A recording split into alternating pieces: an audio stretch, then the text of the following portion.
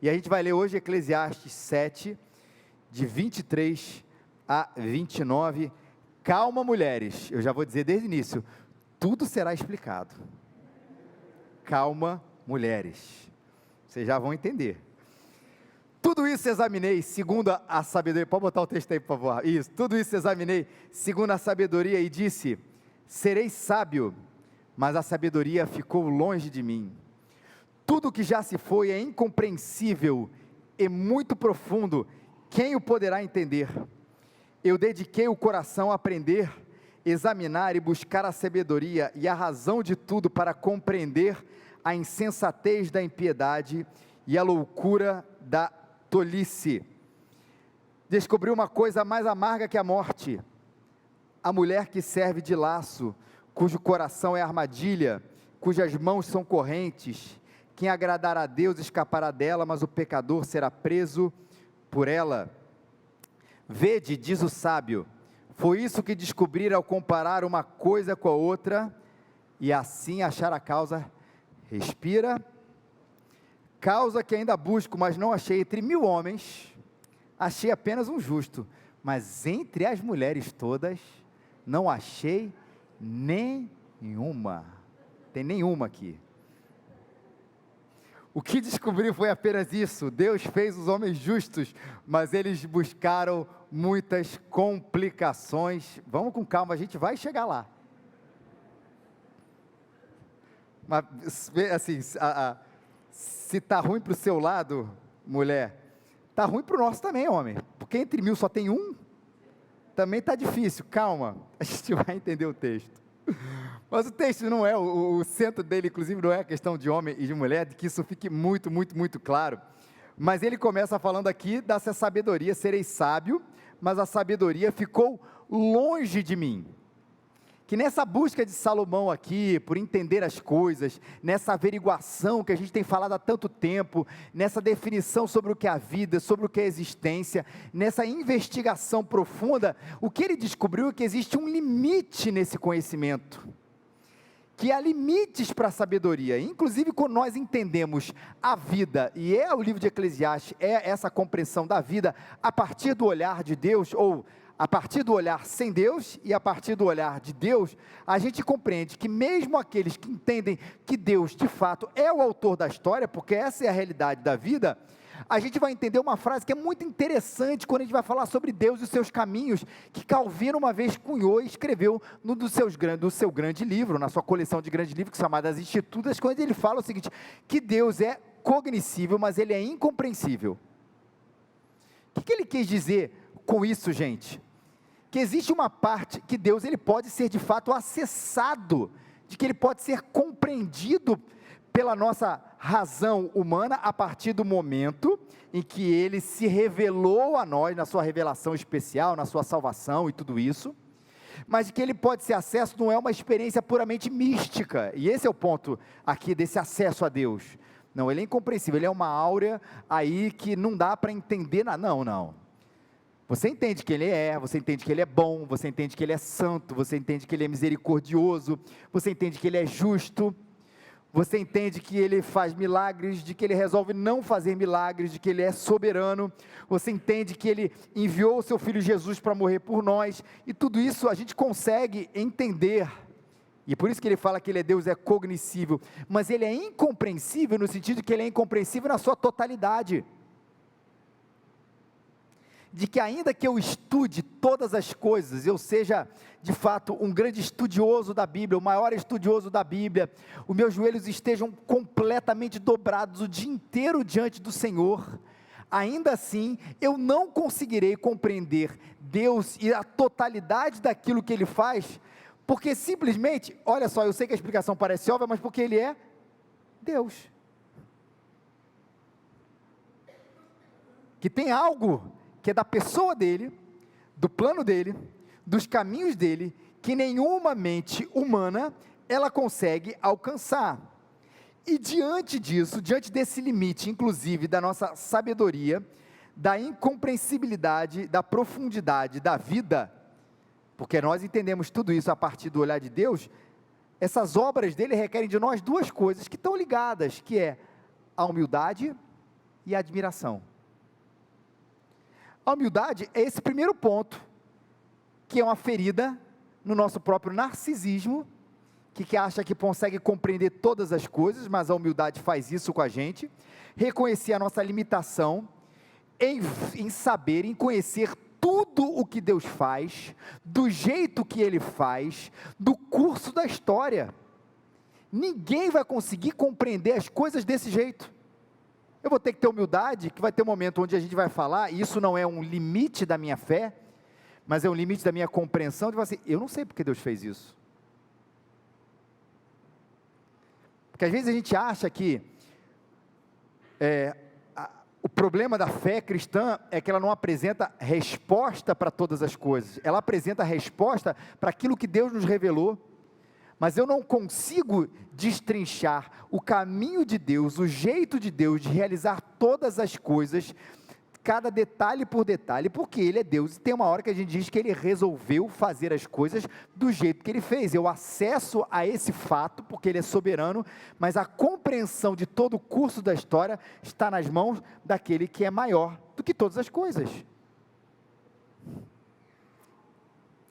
Gente, tem hora que eu escrevo que eu vou citar um filme, tá, gente? Tem hora que eu não escrevo. Esse é um deles, eu lembrei agora. Você viu Matrix 1 e você gostou, não gostou? Aí você viu os outros dois e falou assim, por que fizeram os outros? E fizeram um novo e perguntaram, pior ainda. Mas você lembra aquele que viu? Porque o Matrix fala dessa coisa meio imaterial, para quem não viu o filme, né? É meio que não é o sentido da vida no sentido filosófico, mas por detrás de tudo existe ali uma conversa, existe e aí tem aquela conversa do ator principal, com aquele cara que meio que simboliza lá o arquiteto de tudo, que eu esqueci o nome dele, que quando você vai ao filme, ficou estranho, né? A história do arquiteto, né?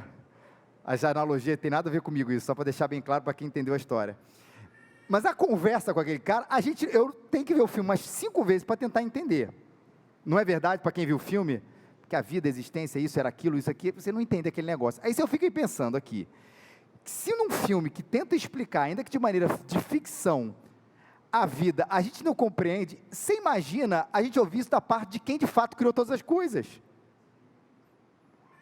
É uma conversa, tem que botar mais para cá? Tá bom assim? É uma conversa que se um dia eu chegasse para Deus e falasse assim, Senhor, eu sei que tem uma humanidade fraca, que são vocês, mas o papo é comigo, Jesus.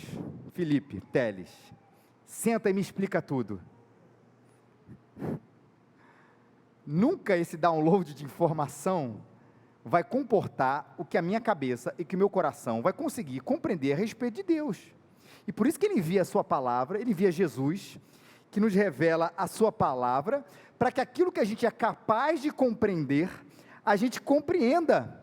E as coisas que nós não somos capazes de compreender, a gente tem a humildade de entender o nosso limite. Existe um texto de Deuteronômio 29, para quem nasceu e criou na igreja, virou um sinônimo de cala a boca, mas ele é verdadeiro, que fica assim, ó, eu não sei explicar, mas eu explico Deuteronômio 29, as coisas encobertas pertencem ao Senhor, porém as reveladas nos pertencem a nós e aos nossos filhos, para que cumpramos todas as palavras da lei. O que esse texto às vezes era usado? Rapaz, eu não sei responder. Faz uma pergunta bíblica, não sei responder. Por quê? Porque as coisas encobertas pertencem ao nosso Deus. Não é isso. Veja que o texto apresenta, inclusive, as duas coisas. Existem as coisas reveladas, das quais a gente consegue compreender e precisa entender, mas as coisas que são nos encobertas, muitas vezes, porque ou não nos cabe, ou nós não conseguiríamos acessar com toda a grandiosidade, aquilo que Deus, do tamanho dele, da grandiosidade dele tem, a gente tem a humildade de reconhecer, isso pertence a Ele. Isso é humildade. Mas eu gosto também da admiração. Porque a humildade, que inclusive é uma virtude hoje pouco falada, pelo menos na nossa sociedade, ela traz o sentido de humildade, humilhação, limitação, eu fico menor diante disso.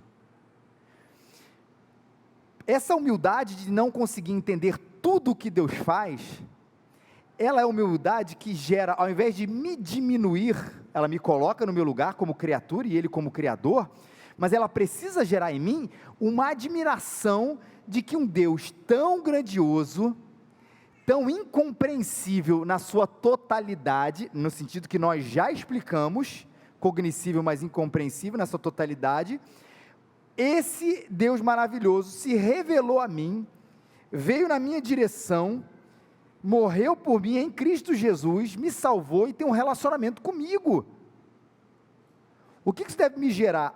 Admiração, adoração. Tem tantos textos da Bíblia que falam dessa relação. Separei um do Novo e do Antigo Testamento, o texto de Romanos no Novo Testamento, carta que Paulo, o apóstolo, escreveu a uma igreja em Roma, que ele diz: ó profundidade das riquezas, tanto da sabedoria como da ciência de Deus. Veja, Paulo, apóstolo de Jesus, falando do limite de compreensão, quão insondáveis são os seus juízos, quão inescrutáveis os seus caminhos, porque quem compreendeu a mente do Senhor, ou quem foi o seu conselheiro? Porque para ele, para ele são todas as coisas, a ele toda a glória. Ou seja, diante de toda essa insondabilidade dos juízos de Deus, a inescrutabilidade dos caminhos de Deus, dessa majestade, da profundidade daquilo que Ele faz, o que eu tenho a dizer é assim: louvado seja o nome do Senhor pela sua grandeza e pelo seu amor que veio na minha direção. O Salmo 139, é o do Antigo Testamento. Senhor, o Senhor me sonda, me conhece, o Senhor sabe quando eu me assento, quando eu me levanto. Ninguém sabe disso. A pessoa que mais te conhece, a gente acha, ou é a nossa esposa, marido, a pessoa que convive com a gente, ou talvez a nossa mãe, o pai. E depois, ou a gente acha que é a gente mesmo. A pessoa que mais nos conhece, não é apenas porque Ele nos vigia, de que a gente sabe do assento, levanto, mas porque Ele conhece a nossa alma por inteiro, é Deus. O Senhor me sonda, me conhece, sabe muito bem quando eu trabalho, quando eu descanso. Os meus caminhos a Ti são muito bem conhecidos, ainda que é mesmo que a palavra me chegue à língua, antes da palavra chegar à língua, o Senhor já conhece inteiramente. Me cerca por trás, pela frente, pôs em mim sobre a tua mão. E o que Ele diz diante desse conhecimento de Deus, que está pré a nossa própria palavra, está na esfera da intenção. Tal conhecimento é maravilhoso demais, está além do meu alcance, é tão elevado que eu não posso atingir. Isso para o salmista não é apenas uma finca de um limite, mas de uma admiração. Esse conhecimento, ele é maravilhoso demais. Que coisa incrível é saber que Deus é, nesse sentido, incompreensível na sua totalidade, soberano. Eu poderia resumir em tudo que Ele faz. Em resumo, o que Ele diz: tudo que já se foi é incompreensível, muito profundo. Quem o poderá entender? É o momento que a gente afirma que de fato na vida há um mistério,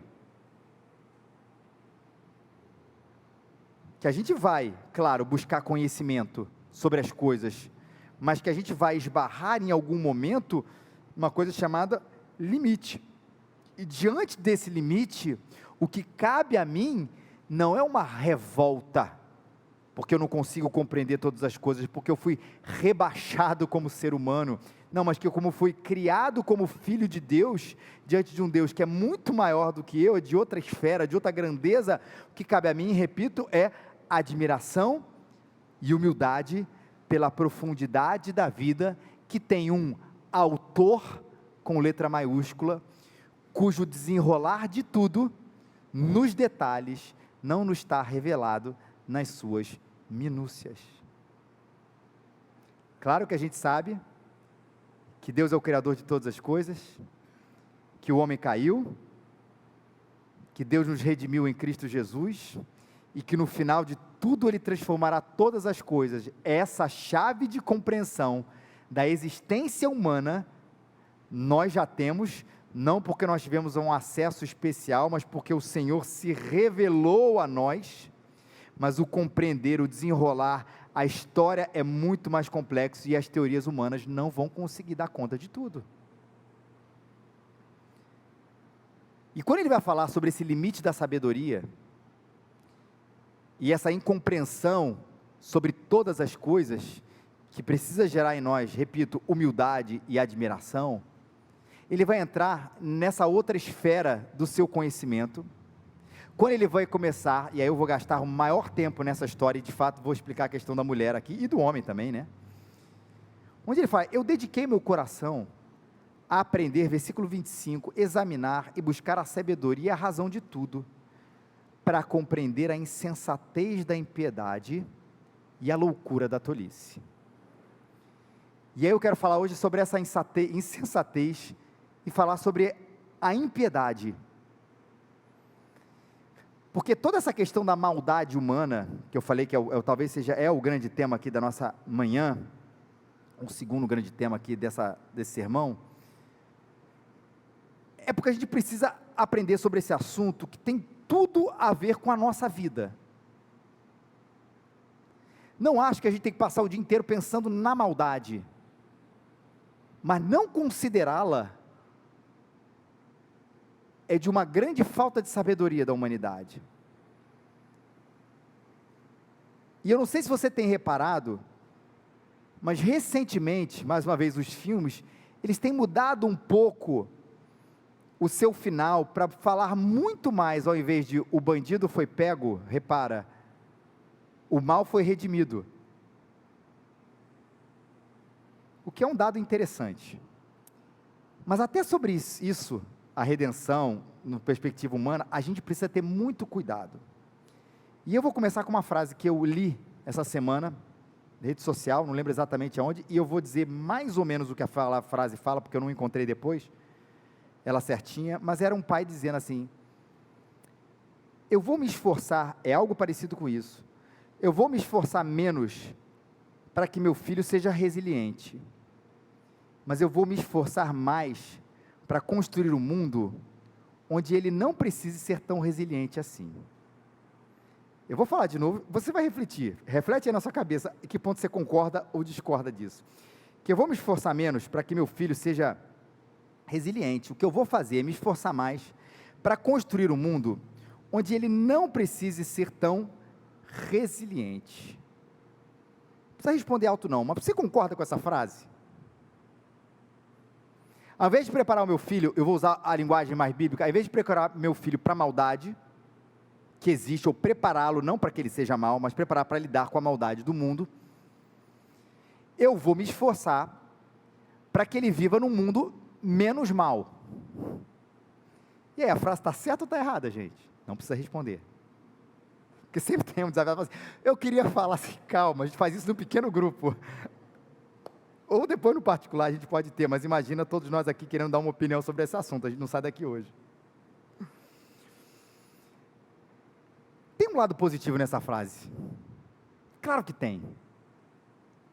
Mas por um outro lado, isso é impossível. Quando a gente olha na nossa visão de mundo cristã. E eu vou falar primeiro do lado positivo da frase. Porque, é claro, tem um lado positivo, eu acho que todos nós aqui, de alguma maneira, a gente precisa, como filhos de Deus, como sal da terra, luz desse mundo, temos que, de alguma maneira, fazer parte da mudança. Quando eu falo transformação, não é a transformação global de tudo, que isso só acontecer na eternidade, a gente vai falar sobre isso também, mas da mudança de alguma coisa nesse mundo que a gente vive.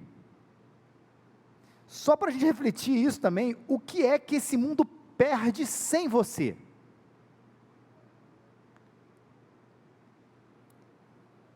O que é que esse mundo perde com a sua ausência?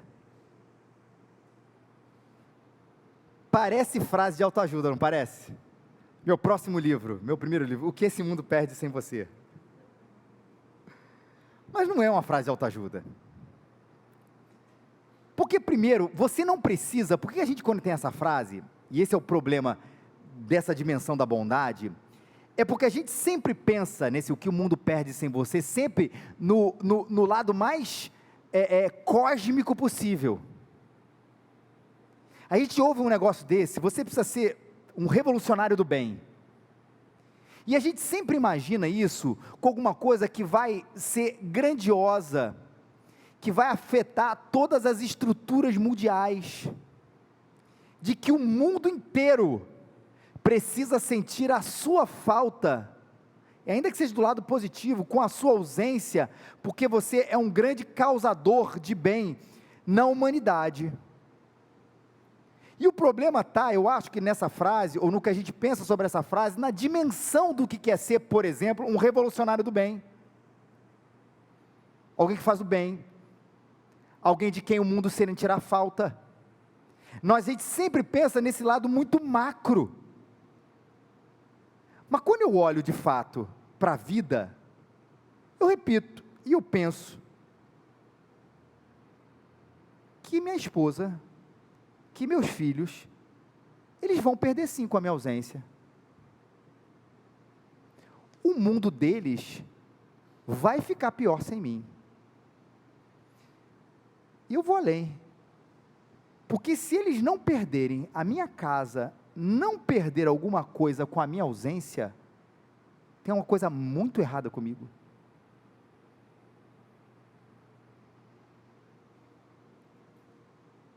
E não é do tipo, tem o extremo, né? Celebrar a minha ausência. Pessoa no meu enterro, Rafael, as crianças com bolo, festa, língua de sogra, chapéuzinho. Que bom que ele foi. Era aí, gente. Mas tem aquela coisa um pouco menor. Foi, né? O pai era gente boa, tranquilo, de boa, chorou, beleza, dia seguinte está tranquilo. A gente brinca isso lá em casa, gente. Rafael não está aí não, né? Que bom. Mas vai ver o sermão depois. Brinca, meu enterro, Rafaela já vai estar distribuindo cartãozinho do celular dela. Ó, tô para jogo daqui a um mês, tá?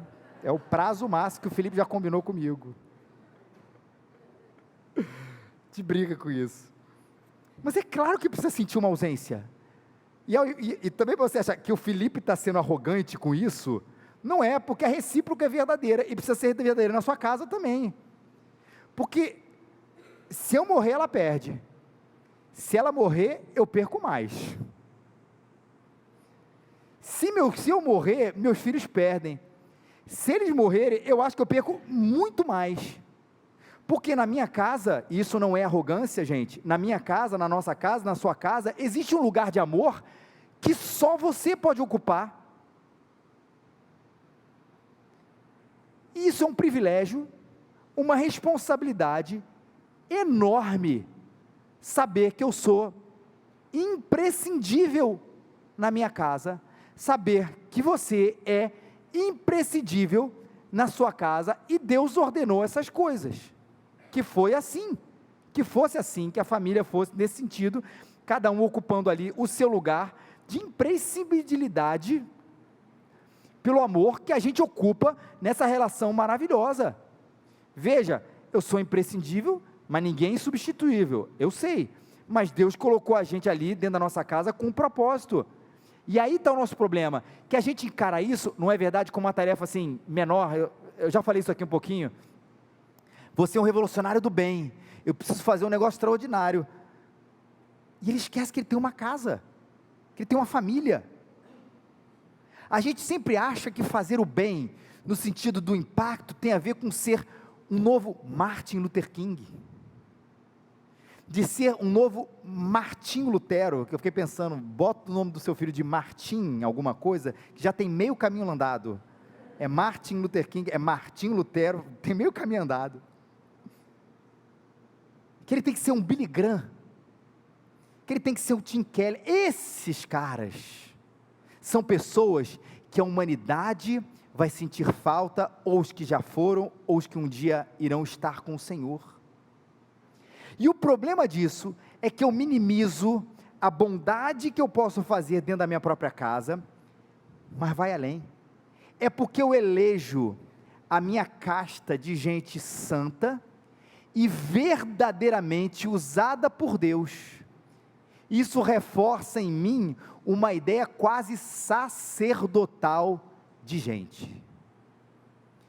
Ou seja, existe uma humanidade medíocre que não faz o bem para ninguém, o qual todo mundo aqui se inclui, Mas, de vez em quando, Deus na história, Ele pinça algumas pessoas, para essas sim, serem usadas para fazer o bem, e a gente pode ter duas ideias a respeito dessas pessoas, ou pode admirá-las, dizer, é isso aí, essa pessoa que faz o bem, ou a gente pode até, sei lá, se tornar uma pessoa contra essas pessoas, só ele acha que faz o bem. Mas nessa escolha dessas castas, o que a gente faz, e isso é que é terrível, a gente diz, Deus usa essas pessoas, por consequência, a mim não, porque a gente entende usar, revolucionar, fazer a bondade que atinja dimensões maravilhosas, quando esses grandes vultos, eles aparecem, e não pode ser assim. É tão irônico, fala assim, eu queria ser usado por Deus, e a gente elege ser usado por Deus, sempre que eu falei, na perspectiva macro, o que eu faço? Eu não sei por onde começar, vou começar uma passeata no Rio de Janeiro, vou começar fazendo negócio, eu não sei por onde começar, a ironia é, diz um pai de família, uma mãe de família, que tem filhos ou não, que tem um vizinho, que conhece um necessitado existencial, ou físico, ou aqui, ninguém conhece um necessitado, que está cercado de necessidades ao seu redor, você está cercado de necessidades ao redor, e a gente se pergunta, por onde eu começo? Eu vou para Selma, nos Estados Unidos, a cidade famosa lá do Martin Luther King, para começar alguma coisa. Você está vendo a ironia? Você tem um marido ou uma mulher, um pai ou filhos, ou ainda que você não tenha nada disso, você tem um vizinho, você tem uma cidade cheia de gente anônima e necessitada, e você está se perguntando, aonde você vai começar essa história para que você seja usado por Deus? Percebe a ironia aqui? A necessidade, ela está enorme ao nosso redor, só que nós elegemos, que nós só entenderemos ser usados por Deus, quando a multidão de gente estiver atrás de nós, nos seguindo, para nós fazermos o que eu estou chamando aqui, dessa revolução do bem, e eu estiver na TV, com um livro escrito, mudando o mundo de maneira grandiosa, ou eu me coloco como incapaz, já que eu não tenho o que fazer, aguardando esses ícones da história brilharem, para serem usados por Deus. A nossa ideia de ser usado, está sempre associado a um grande movimento, não é assim, tenta encarar dessa maneira, gente, todo dia, você ora, fala, Senhor me usa, eu vou usar uma coisa mais pentecostal aqui, Deus disse assim, meu servo, eis que te digo, varão de fogo, hoje eu lhe coloco no meio de uma multidão, tu será luz, lá dentro, numa multidão de 3, você, sua esposa, ou seu marido, e seus vossos filhos, amém? Meu servo amado, a quem escolhi desde a fundação do mundo, fala Jeová, eis que ajudarás o teu vizinho mala, carregarás a caixa dele, e ouvirás os seus problemas incansáveis, e compartilharás o evangelho com ele, varoa do Senhor, canela de fogo, auxiliarás aquele necessitado, e ninguém verás aquilo que eu falo, mas eis que te digo, eu estou vendo. Colocando essa linguagem, ficou mais claro Deus falando com a gente? Porque Deus sempre fala no tu e vós, né? Deus sempre usa varão, varoa, servo, assim. A brincadeira, principalmente você que não conhece igreja, e não conhece esses jargões aqui, é porque existe toda essa ideia de que a profecia que Deus manda, sempre tem esses predicados iniciais, mas a verdade é que esse nosso selfie moderno não quer isso, Ele quer para fazer o bem uma multidão de milhares. Mas eu te faço uma pergunta: e se todos nós fôssemos luz nesse pequeno universo a qual Deus nos colocou, e fôssemos luz de maneira anônima aos olhos humanos, mas visível aos olhos de Deus? Será que uma boa revolução do bem não aconteceria? E você olhando a história, a igreja parece-se mais com todos os filhos de Deus, os discípulos de Jesus, amando aqueles que estão próximo deles, e também alguns distantes. Ela se parece mais com isso que eu descrevi, ou se parece mais com um cara, um grande líder, que se achega em momentos estanques da história, fazendo o dever de casa de todo o restante? O que se parece mais, gente? Não falando de Jesus, de uma pessoa fazendo o dever de casa de todos, ou todos os discípulos amando aos próximos e alguns desses distantes? É só ver quem Jesus comissionou. Jesus comissionou seus discípulos, o S no plural, o S para denotar o plural aqui é importante. Ele não comissionou um discípulo, ele não chamou os 12, os 70, e fez ali: rapaz, quem estudou mais? Você. O resto fica aí parado, vai.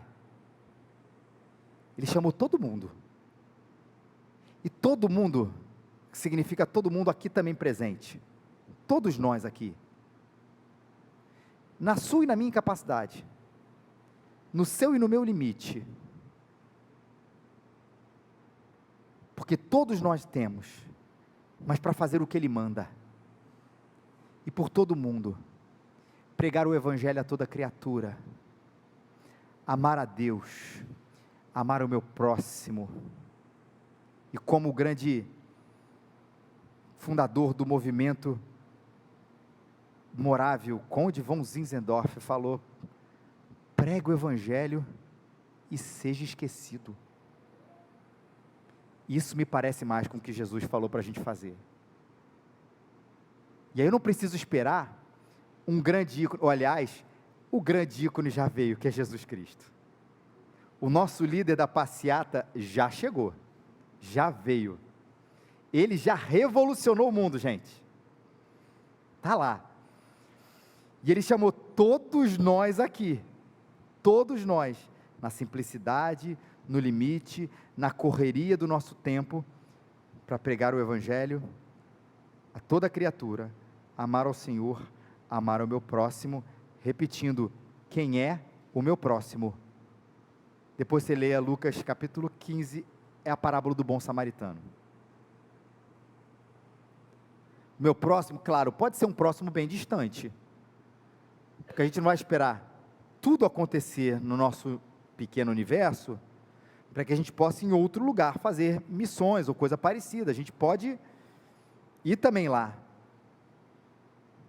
mas está muito claro que existe um próximo da gente, que no nosso anonimato teremos o privilégio de ser bênção, de falar da bondade no meio da maldade, que esse é o nosso assunto. Mas eu não queria falar da maldade sem falar da bondade, da nossa responsabilidade no meio disso tudo. Mas quando eu fui enviado, e eu fui enviado, todos nós já fomos enviados, todos nós aqui já fomos comissionados por Jesus para irmos. Ele falou que eu que vos envio como ovelhas no meio de lobos. Ovelhas no meio de lobos. Sim, Ele vai dizer que estará com a gente todos os dias da nossa existência. Mas a maldade mas a ovelha no meio do lobo pressupõe de que nós estamos carregando a bondade de Deus no meio de um mundo caído que sempre terá a sua maldade. E a gente precisa ter isso muito claro na nossa vida. E é só você olhar a Bíblia para você conhecer um pouco dessa história da maldade humana. Você vai ver cada história esquisita, não vai ver?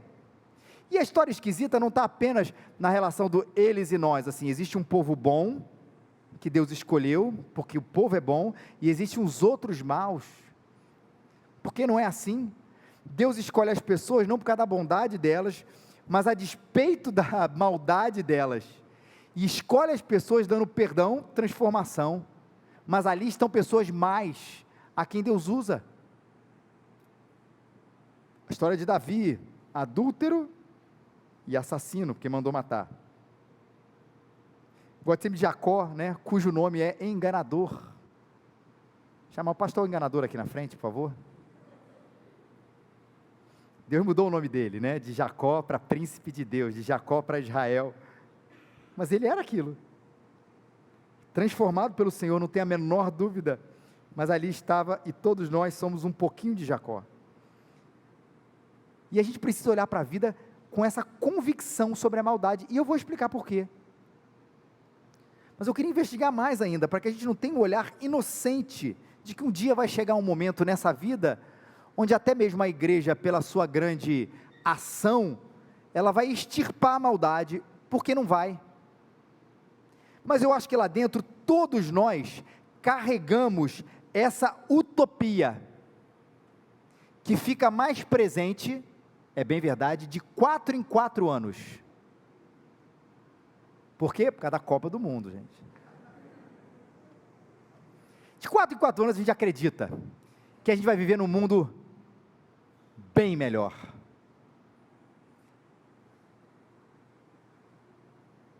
E aí a gente começa a olhar, e eu tive esse privilégio, a gente nem tem televisão. Ele fala assim, eu não tenho televisão lá em casa, parece que eu sou, como é que chama? Um desprendido da vida. Não, eu tenho Netflix, tenho Disney Plus, tenho Star Plus, mas eu não tenho canal aberto, né? Só falo isso como se fosse um forasteiro. Mas eu não tenho canal aberto, mas nessa viagem, estava lá num hotel, aí fui lá ver aqueles canais. Aí fui ver o canal, eu sempre gostei, eu acho que eu tenho um fundo meio, que gosta dessas coisas, que eu sempre gostei de filme de suspense, daqueles canais de investigação criminal, com aquela dublagem tosca, sabe? Eu estava lá naquele dia, e eu fui ver aquilo é fascinante, você começa a ver, e eu achei engraçado, porque a maldade, ela é com a cebola que você vai ali, olhando, uma cebola que não acaba, porque quando a gente vê um crime, a gente lá dentro, a gente quer estabelecer uma relação de causa, e a gente qualifica lá dentro, gente, e eu não estou falando para o direito, eu estou falando para você, algumas coisas mais nobres do que a outra, e que alguns crimes, que ainda que sejam absolutamente errados, a gente lá dentro, a gente vê uma justificativa para ele, e essa justificativa vai ser importante, você vai ver daqui a pouco, porque a gente olha o negócio do crime, não sei o que, assim, pô cara, ele tem os crimes nobres, repito, é na nossa cabeça e coração, porque de nobre não tem coisa nenhuma, que ele ali matou por fome, você ouve essa explicação, que ele ali matou porque estava acuado, explicação carioca, que ele ali matou porque invadiram o território, porque a facção A invadiu a facção B, o território da facção B, teve uma chacina ali, e aí morreram fulano.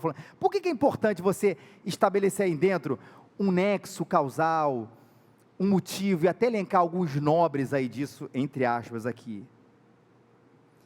Porque no momento que a gente estabelece o nexo, a causa, o motivo, a gente alimenta uma ilusão, qual é? Eu posso erradicar o mal. Vou usar a brincadeira do território, rapaz, se a gente pegasse o Rio de Janeiro e falasse assim, essa aqui,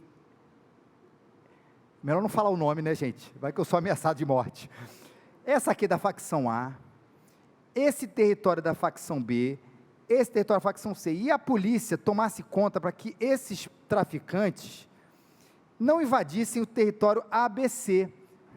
Quem não é do Rio de Janeiro não está entendendo nada e achando a coisa mais estranha a gente falar sobre esse assunto, mas quem mora no Rio sabe que a coisa é assim. A gente ia ver menos morte, não ia ver? Pô, a gente consegue se livrar desse problema, depois a gente se livra do tráfico. Se a gente acabasse com a fome, se a gente acabasse com a opressão, se a gente distribuísse melhor renda, lá no fundo, por isso que eu falo que a gente aumenta essa utopia de 4 em 4 anos, a gente lá vai assim, a gente vai viver num mundo sem maldade. Só que a minha visão cristã sobre a maldade, ela vai repetir e vai dizer que ela sempre vai existir. Que a maldade aparente, que isso fique bem claro, pode diminuir. Só que até para a aparente maldade diminuir, e eu gosto da palavra aparente, a gente vai ter que contar com o homem, que por si só é falho. E quando a gente mete a mão nas coisas, a nossa digital da nossa própria maldade, que quer fazer a bondade, ela vai bagunçar todas essas coisas. Por isso, repito que a lei é tão importante, porque ela despersonaliza. Tem alguém aplicando, tira um pouco da nossa subjetividade. A lei é importante, toda hora a gente está criando uma lei nova, porque a gente sempre consegue arrumar um jeito, não é verdade, gente? A humanidade sempre consegue arrumar um jeito de, no meio de uma lei que parece perfeita, a gente encontra uma brecha para fazer o quê? O mal. Aí tem que melhorar isso. Não basta dizer assim, gente, a lei é o seguinte, amem-se, tá bom? Se tiver um problema, liga para o seu vizinho, resolve com ele ali, em amor resolve isso. Isso seria suficiente, de fato, se todos nós fôssemos bons. Mas não somos. E é claro que é importante que eu tenha uma sociedade melhor. Mas eu quero repetir aqui, nessa investigação da maldade, nessa maldade no divã, que ainda que eu tenha uma sociedade menos desigual, que ainda que eu tenha uma sociedade que se divirta, porque lazer parece uma coisa que é privilégio, e não deveria ser um privilégio, é uma coisa acessível para todo mundo, ainda que eu tenha uma sociedade onde o básico que todo mundo tem, ele é muito bom, que eu tenha uma sociedade sem trânsito, sem violência, sem tiroteio na nossa cabeça, sem medo de parar no sinal, uma classe política tirando nota 7,5 e 8, eu acho já excelente, um acesso a boa educação, praias bonitas, uma sociedade onde há beleza, onde há cultura. Lá no fundo eu imagino, se essa sociedade, que é aquele famoso quadrinho da Testemunha de Jeová, né? Aquela sociedade existir, a gente acha que esse clima, essa maldade, ela vai acabar, porque afinal, eu disse, gente, o básico todo mundo tem, e esse básico é muito bom, tem beleza, tem tudo isso, vamos acabar com a maldade? Aí que eu digo, aí eu vejo de novo a série lá do canal ID Criminal, Crime Investigation, eu não sei o nome do negócio. Aí os documentários lá falam da violência social, de gangue, etc, etc. Mas aí você começa a ver aquele que matou por inveja. Qual é a lei humana capaz de frear o coração do homem para que ele não mate por inveja? Ou qual plano social que o ser humano terá, sem precisar de falar de lei, de aplicação, o plano social que nós vamos ter, que vai ser possível erradicar a inveja do coração do homem? Não vai. Alguma lei humana vai conseguir acabar com o ciúme, causa de tantas brigas e mortes e maldade, que a gente fala, não é só assassinato não, mas a maldade humana não acaba. E ainda que a gente tenha essa explicação da inveja e do ciúme, que são explicações mais subjetivas, mais internas, a gente vai descascando a cebola aqui, mais a fundo, a gente vai conhecer uma classe que é presente, não apenas nos filmes, gente, mas na nossa sociedade, daqueles que gostam da maldade. Não fazem porque sentem inveja, não fazem porque estão com ciúme, não fazem por qualquer outro motivo, mas porque gostam da tortura, porque gostam de fazer o mal, porque gostam de assassinar. E as explicações começam a ficar mais vagas. É mãe, é um bullying na adolescência, no prazer, teve uma violência sexual, etc, etc. Mas no fundo, gente, a verdade é que ele tem prazer naquilo ali.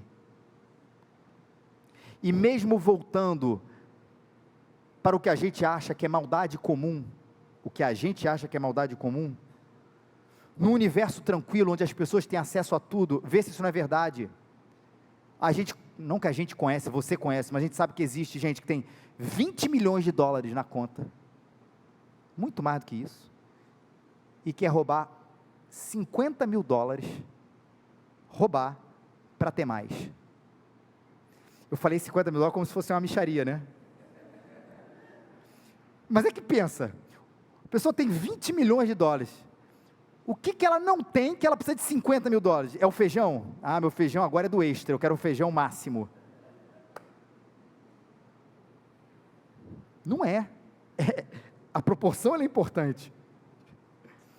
Não falta nada do ponto de vista material. Sabe por quê? Porque o coração está cheio de uma maldade, ou de uma face da maldade, chamada ganância. E qual é a lei que vai conseguir, ou ordem social que a gente vai ter, que vai conseguir dar conta de acabar, repito, não é punir, é acabar com a intenção do coração de ser ganancioso? Nenhuma. A gente pode punir, mas não consegue resolver. Por isso que nessa investigação da impiedade humana, que fala o livro de Eclesiastes, achar que eu vou criar uma sociedade onde meu filho e eu estaremos tranquilos e isentos da maldade, é uma utopia. Por isso que eu preciso preparar, eu preciso ser esse sal e esse luz, para ninguém sair daqui desesperado, para que esse mundo realmente sinta a minha ausência, não no sentido da autoajuda, mas esse meu pequeno mundo, talvez até para uma multidão, não tem problema ser uma multidão, você só não precisa pensar nisso como a única coisa, mas saber que mesmo isso tudo, como foi o Filho de Deus, Jesus Cristo, no meio de toda a sua bondade, no meio de toda a sua ação, ele conviveu, viu e foi morto pelo plano de Deus, mas a inveja, a maldade humana ali concretizadas. Repito, tem gradação isso. Viver em Paris é mais seguro que viver no Rio.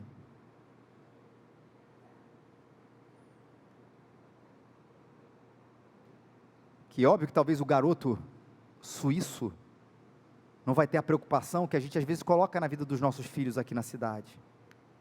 A sagacidade diante do roubo. A gente é sagaz aqui, não é, gente? Qual é a maior vergonha do cara que viajou para a Europa? Rapaz, fui assaltado em Zurique.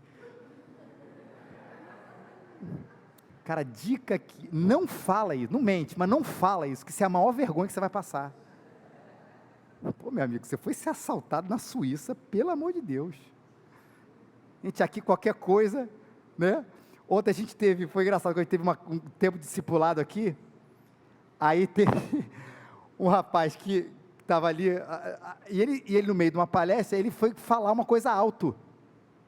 O pastor, inclusive, disse, gente, não sei o que, Aí eu e a Larissa, gente, a gente fica com medo.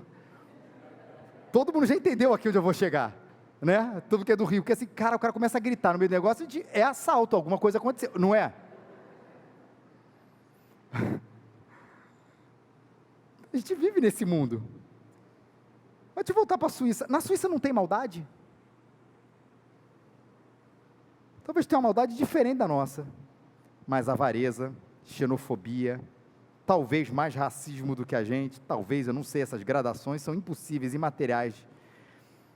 Talvez não tenha um cara que mate por fome, talvez tenha um cara que mate por assalto, por esporte, competição, ganância. A verdade é que em Genebra, na África subsaariana, na América Latina, numa cultura antiga, que preza pelos clássicos, pela educação, numa cultura intuitiva, numa cultura ocidental, oriental, a maldade está sempre presente, e por isso que lidar com a maldade é lidar com a humanidade, e eu não posso preparar ninguém para viver numa utopia de um mundo que não é assim, e nem será. E eu fico com a palavra de Jesus. Eu preciso da prudência das serpentes e a simplicidade das pombas. Quando Jesus estava diante da maldade, ele tinha a prudência da serpente, ele sabia a intenção do coração, sabia que ele estava dizendo aquela pessoa estava dizendo o que ela estava dizendo, porque ela queria não uma pergunta de Jesus, mas porque ela queria pegar Jesus, sabia da intenção de prendê-lo. Jesus não era um inocente diante da existência humana, ele sabia muito bem, mas ainda assim ele não perdia a simplicidade das pombas, de ser quem ele foi, de pregar o que ele pregou, de amar como ele amou, aí sim, no meio de um mundo duro e mau, da qual eu tenho que ter a ciência, do qual eu tenho que ter essa certeza e essa convicção, essa é a nossa antropologia humana, o homem é assim, e ainda assim, eu não perder do meu coração, centrado no Evangelho, a doçura, o amor, a fidelidade a Deus nesse mundo caído. E é assim que vive um discípulo de Jesus. E a mulher,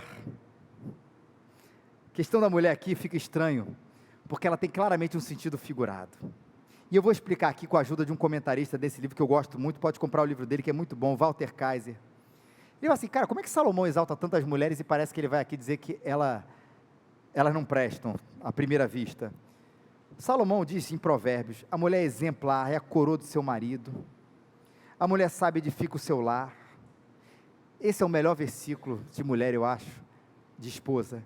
Quem encontra uma esposa, encontra algo excelente, recebeu uma bênção do Senhor. Olha que coisa maravilhosa. Deus quis me presentear e mandou com a sua bênção maior, Jesus Cristo. A gente sabe que essa hierarquia lá em casa, ninguém compete com ele, mas ele mandou a minha esposa. Se isso não é valorizar, gente, não tem como. E Salomão mesmo, quando escreve o Provérbios, ele personifica a sabedoria como uma mulher. A sabedoria é uma mulher, nesse jogo figurativo de Salomão. E aí o Kaiser diz o seguinte, será que ele negligenciou a juíza Débora, a dedicada Ana, a profética Miriam, a profetisa Uda, na sua avaliação?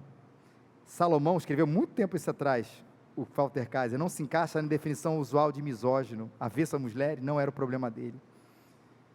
Ele diz que nesse texto, ela é a personificação da impiedade, que é a própria insensatez. Provérbios 1:9, depois você lê, diz, essa é aquela mulher estranha. Usando dessa linguagem de uma, de mil, de várias, ele personificou a impiedade na figura de uma mulher que Provérbios 1:9 fala. Não é que o gênero feminino, o sexo feminino mas a personalidade, a personificação através de uma figura, de uma mulher, de um homem, que exaltou ela várias vezes. Eclesiastes, nos próximos capítulos, a gente também vai ver isso. Bom, o que eu faço diante disso tudo, nessa investigação da maldade? 3 coisas, 4 na verdade, eu não sei. Faça a seguinte oração todos os dias, Deus sonda o meu coração, porque a maldade não está lá fora, a maldade está aqui dentro, para que a minha maldade seja minimizada pelo poder do Espírito Santo. Lembra do Gálatas, as obras da carne e o fruto do Espírito, que o Espírito Santo sonde o nosso coração e faça gerar em nós o seu fruto, para que de mim saia não as obras da carne, mas que de maneira imperfeita saia de mim o fruto do Espírito, o amor, a alegria, a paz, a bondade, a benignidade, a longanimidade, o domínio próprio e tudo que vem de Deus. Senhor, sonda o meu coração. A oração de confissão não é apenas na igreja, é todos os dias. Sonda e me transforma. Segundo, não se canse de fazer o bem. Essa é uma recomendação do apóstolo. E não nos cansemos de fazer o bem. De que maneira, gente? Gente próxima. Sim, lute por leis mais justas, para que coletivamente a gente possa ter até uma vigilância maior. Mas se isso para você está muito distante, faça o bem ao próximo, ame, isso tem um impacto eterno. Deus não vai chegar lá no céu e vai falar assim: Felipe, o que você fez? Eu amei minha família, cuidei da igreja, fiz o bem ao meu próximo. Rapaz, e as multidões? Lembra na divisão de Mateus, dos bodes e das ovelhas, que tive fome e me deste de comer, tive sede, me deste de beber, estive nu e me vestiste. Jesus fala ali sobre essas boas práticas, essas boas ações, como coisas que nós fazemos aos pequeninos. Pequeninos no Novo Testamento não é gente pequena, é gente insignificante aos olhos humanos, os desprezados da sociedade. As crianças eram isso. Quando Jesus fala das crianças e fala dos pequeninos, não é porque eles eram fofinhos, é porque criança não valia nada naquela época. Então tem tanta gente hoje que a gente acha que não vale nada aos nossos olhos humanos. Repito, gente, que não vale nada, que não vai dar ibope, fazer o bem aquilo ali. Faça o bem a essas pessoas, porque Ele está vendo. Mas eu não posso esquecer, são 3 mesmo, e eu não posso deixar de falar disso, que um dia, e assim, eu estarei numa sociedade perfeita, porque a maldade não ganhou o jogo, porque um dia eu vou estar numa sociedade perfeita, regida por um rei perfeito, onde gente imperfeita foi chamada para ser súdito desse rei perfeito, com corpos novos, glorificados, livres do mal, feitos para exaltar esse rei para frente, e essa é a nossa grande esperança. Por isso que eu não volto para casa pessimista em relação à maldade, porque Cristo não apenas ou exclusivamente perdoou a nossa maldade. O que Jesus Cristo fez na cruz foi pisar na maldade e destruí-la, e dizer para nós que a vitória final é dele, e junto com ele, a vitória, todo aquele que se render ao Cordeiro de Deus, que tira a maldade, o pecado do mundo. Essa é a nossa esperança. Vamos ficar de pé, vamos orar.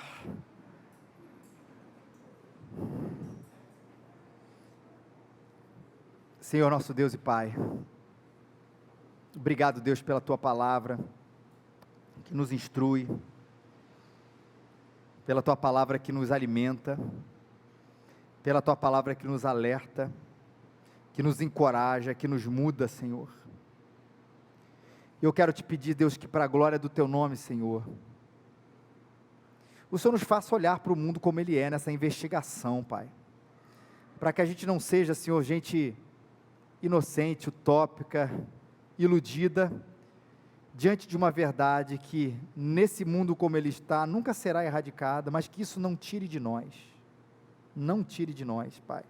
Isso nos prepare, mas não tire de nós, Deus, o amor, porque nós fomos Teus filhos aqui, chamados para que no meio de toda essa lama, Deus, a gente resplandeça ou reflita a Tua luz, que no meio disso tudo, Pai, a gente seja insistente com a bondade, não porque somos bons, mas porque somos reflexos da Tua bondade.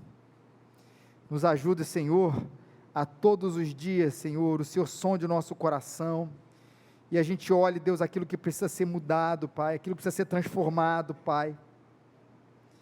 E o Senhor nos faça, Senhor, gente incansável pelo bem, começando por gente que está tão próxima de nós, Deus, que no anonimato da nossa vida, mas sabendo que o Senhor nos olha, a gente faça, Senhor, o bem a tanta gente, e a gente não precisa aparecer, Deus, e tira de nós essa necessidade, e coloca em nós, ó Deus, um desejo de Te agradar, de aparecer para o Senhor, que já nos amou, ainda, Senhor, antes de que qualquer obra fosse feita, Pai. e nos ajuda sempre a esperar, Deus.